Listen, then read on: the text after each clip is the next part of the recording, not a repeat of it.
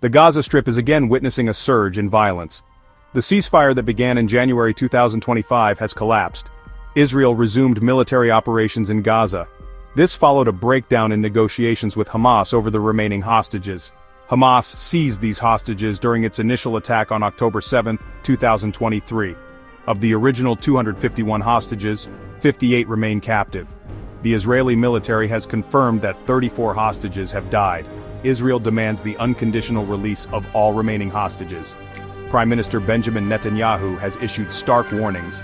He threatens to seize Gazan territory if Hamas does not comply. Hamas, in turn, threatens to kill the hostages if Israel attempts a military rescue. The situation is extremely tense, with both sides locked in a dangerous standoff. The international community is deeply concerned about the potential for further escalation and the devastating consequences for civilians in Gaza. Amidst the escalating violence, a new development is unfolding in Gaza public protests against Hamas. Hundreds of Palestinians have taken to the streets in recent days, demanding an end to the war. These protests, while relatively small in scale, are significant. They represent growing frustration with Hamas's rule and the devastating impact of the ongoing conflict. Protesters express anger over the dire humanitarian situation in Gaza. They criticize Hamas for its role in the conflict and the tightened blockade imposed by Israel. Some protesters even call for the release of the Israeli hostages as a way to end the violence. Hamas, while acknowledging the right to peaceful protest, has sought to contain the demonstrations. There is a palpable sense of despair and anger among the protesters. The question remains whether these protests will gain momentum and force Hamas to reconsider its strategy. The renewed hostilities have exacerbated the already dire humanitarian situation in Gaza. The Gaza Health Ministry reports a staggering number of casualties since the war began in October 2023, over 50,000 Palestinians killed and 113,408 injured. The recent Israeli airstrikes have added to the death toll, with dozens more Palestinians killed and hundreds injured. The resumption of Israeli military operations has also triggered a new wave of displacement. The UN reports that 142,000 people have been newly displaced within Gaza in just the past week.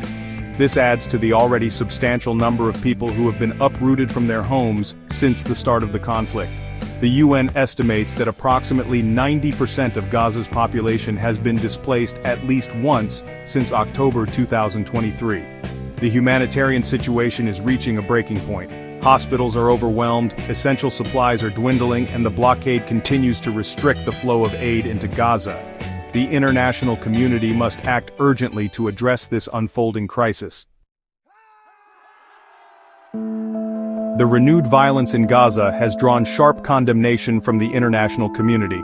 The UN Security Council held an emergency meeting to discuss the situation. However, no concrete actions or resolutions have emerged. The United States, while expressing concern over the humanitarian situation, has reiterated its support for Israel's right to defend itself. Within Israel, the political response has been divided. Prime Minister Netanyahu has doubled down on his hardline stance, vowing to continue military operations until the hostages are released. He has also faced criticism for his handling of the crisis. Opposition leaders have accused him of escalating the conflict and failing to find a diplomatic solution. The situation remains highly volatile. The possibility of a wider conflict cannot be ruled out. The international community must exert pressure on all parties to agree to a ceasefire. A lasting solution requires addressing the root causes of the conflict, including the Israeli occupation and the blockade of Gaza.